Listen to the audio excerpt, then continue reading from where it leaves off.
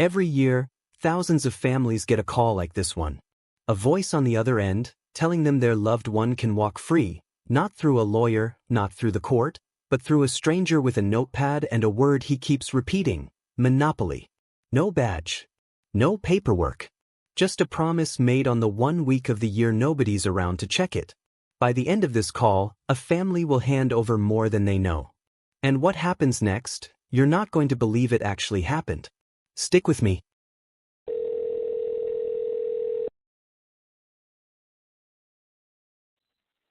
Hello, this is a prepaid Collateral. Charges for your call have been accepted. I was thinking about what you told me yesterday. Is there a way that you could put it in a letter? I thought about that, but then, no, because it would, regardless, I think the reason that they were wanting me to say it now is because tomorrow's Thanksgiving, so everything's shut down, and that gives you 2 prominent days because everybody is pretty much gone the rest of the week. So nobody will be back until Monday. I know, but the calls are recorded. They can listen to them anytime they want to. Yeah, but I was specifically told nobody would be back until Monday. Not to what? I was told nobody would be back until Monday. Yeah, but, Well, if I write it in a letter, I would only hope that who I give it to could just stick it in, Well, you know what I'm trying to say? Yeah, but I don't know. What would it benefit me knowing? Well, to me, it was a lot of answered prayers. That's for sure. Well, can you? So tell me what you can. If you tell me what you want to, then I guess. Well, pretty much, I was shackled. I can tell you that. And when I was sitting in the office with them, they told me to not ask any questions because they couldn't answer any of my questions. They said that it was their job to not listen to the newspapers or social media or things of that nature because they feel that the opinions are what get to people. And then they said that they can't be bought, nor can they be persuaded. And they said with that in mind, they said when I arrived on the 14th, I actually arrived late. I was supposed to be here earlier on the 14th. But apparently court in New Boston got behind, so that's why I got here so late. So you remember me calling you really late that night? Yeah, I guess we were already in, because remember we had gone to Oklahoma to see you. I'd made arrangements with that investigator to see you there, and the Texas Rangers got to you before we could get to you. Okay, well, then, that kind of makes sense because the individual told me that they were trying to get to me early that day because arrangements had been made, but they had thought that they were too late because they got to me late. Well, I was supposed to go to court here because a specific judge by the name of had arrangements made with the DA that I was to be placed under a no bond. Well, because I got here late, I wasn't able to go to court on the 14th. So on the 15th, I was the 21st docket. And apparently some individuals had tried to arrange for me to be placed as a no bond. Well, couldn't go to court on the 15th. It was a different judge. That judge made arrangements for Jefferson to come get me out of my cell, put me as the first docket, She went over everything with me, and they placed me on a bond. They gave me a bond, just like any other inmate. And so then they put me back in my cell. Well, of course, you know, when the DA and them caught word that I had been placed on a bond, they had called and made arrangements with the bondsmen and stuff in Bowie County, I guess, to not, you know, aid in helping me get released or anything of that nature.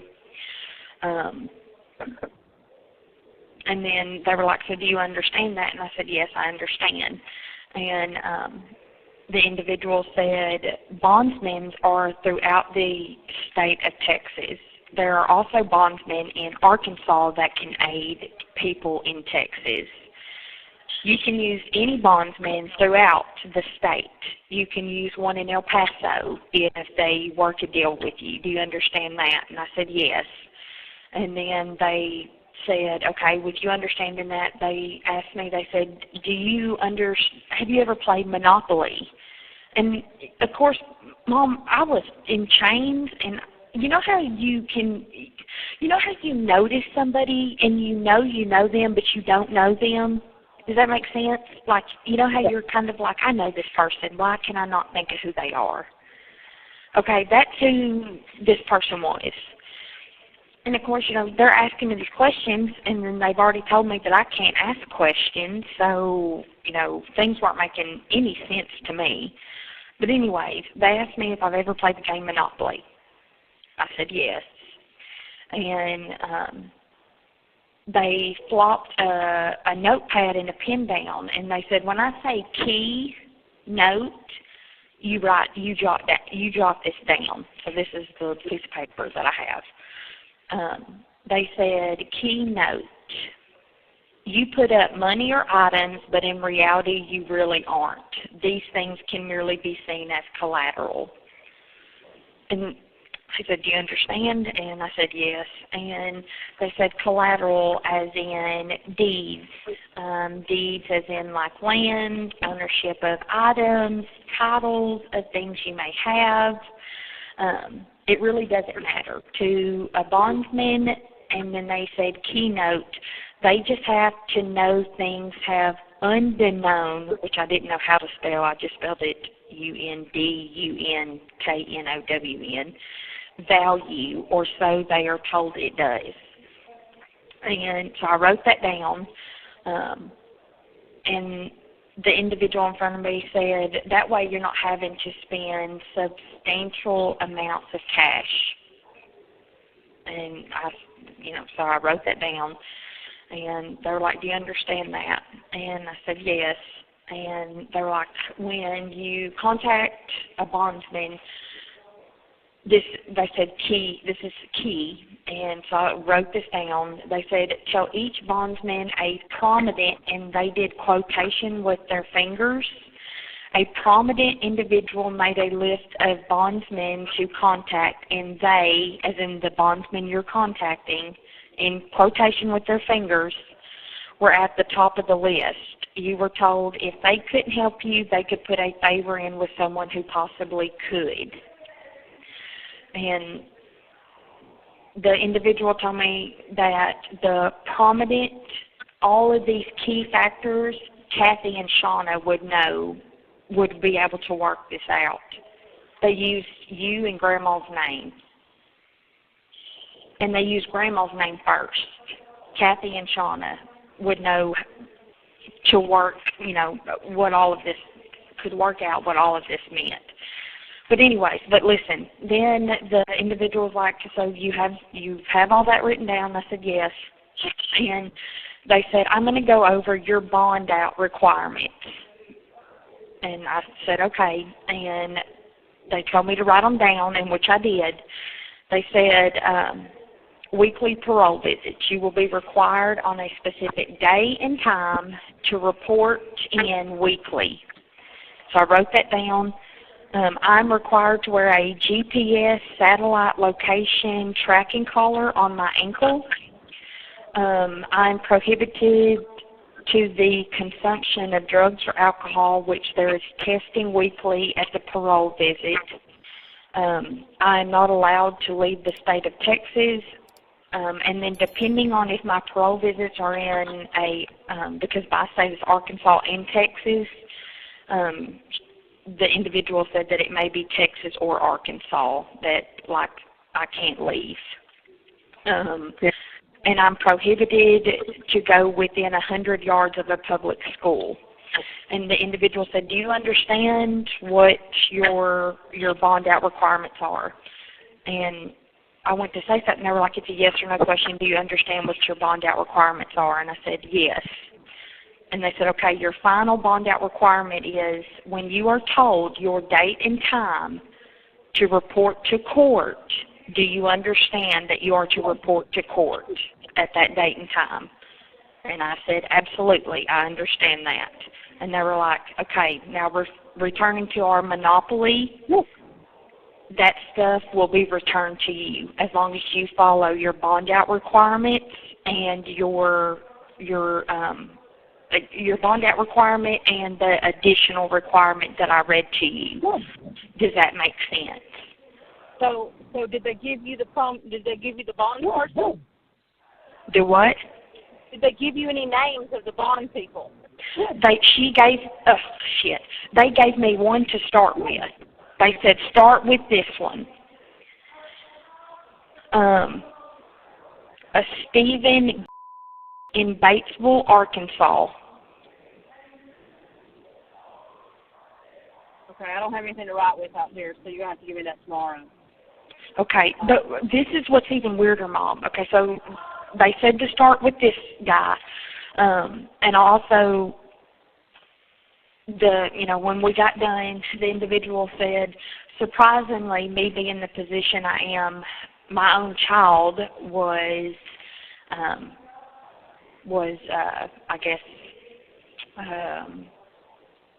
received a capital murder charge because she was addicted to dope and accidentally killed 3 children in a wreck. And she was like, she said, I've been through this. You would have not been given the bond if we literally thought you were just a bad person. We just want you to know that.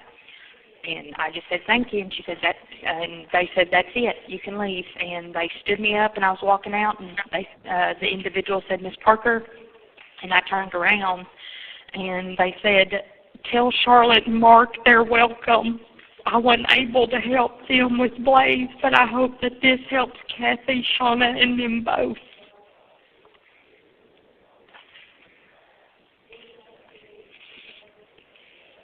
So, I don't,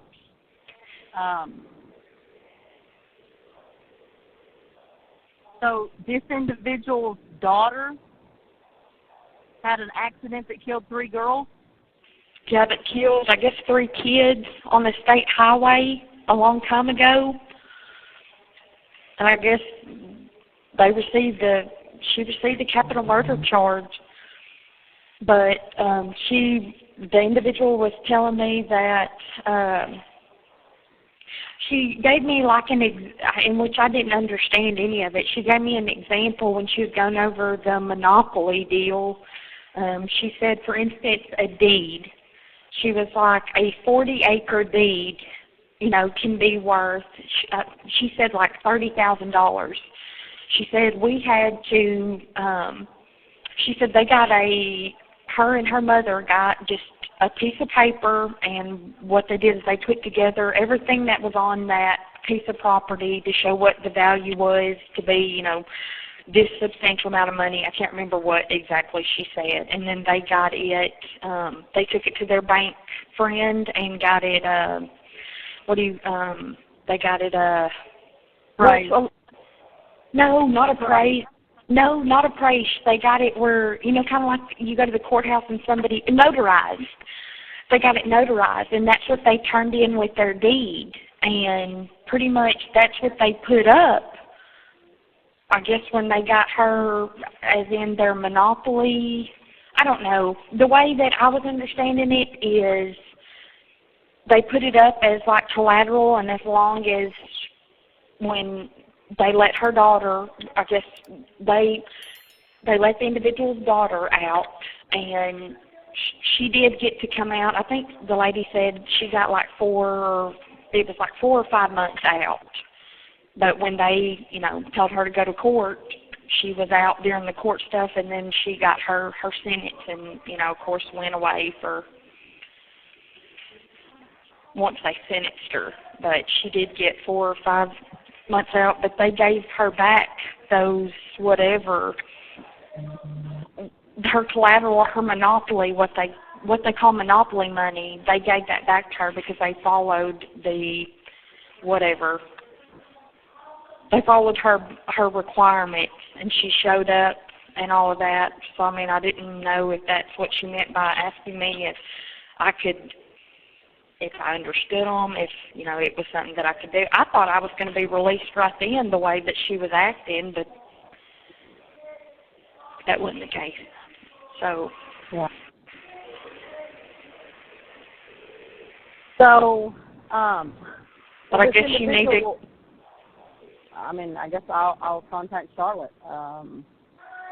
Obviously, this individual knows her and tried to help her with Blaze. Yeah, because that was the last thing she said. Tell Charlotte and Mark they're welcome. I was unable to help with Blaze, so hopefully this helps Kathy, Shauna, and them both, was the last words that this individual said to me. I'll call y'all tomorrow, Mom. That way you can get this person's number, because she did, the individual said that, you got a time frame, so. Do you have her number? Who? Do you have her number? You said so I have time to, what did you say? You'll talk to me tomorrow so I can get her number? I'll give you, so I can give you that guy's name and stuff of where to start. That's where she said to start, and all this other stuff. That way, okay. Okay. But she said she talked to, she spoke with somebody from y'all's side of the family that she knows. So, I don't. This call will be terminated in 1 minute. The individual was very blunt with me, so, I didn't get details. Okay. Well, nobody's contacted my side of the family. Well, that you know, that you know of, I guess. I'm in contact with everybody, and nobody has said anything about that. So anyway, you got 30 seconds, love. All right. We eat tomorrow at noon, so if you want to call at noon, I'll try. I love y'all. All right, love you too. Bye-bye. Right, love you, bye. This case remains unverified. No court filing. No attorney. Just a notepad, a name, and a family trusting the wrong voice on the other end of the line. And that's what makes this one different. It's not a crime that already happened. It's one that might still be happening right now to a family just like this one. If you've ever gotten a call like this, or you work in the system and you've seen this play out, I want to hear it. Drop it in the comments below. Have you or someone you know ever been asked to hand over property, a deed, or cash to help get someone out? Tell me what happened. If this channel is where you come to understand how the system actually works, the parts nobody explains to you until it's too late, hit subscribe and turn on notifications so you don't miss the next one. Leave a like if you want more cases like this pulled apart, piece by piece. And before you go, drop a comment with one word, safe or scammed. Tell me which one you think this family ended up.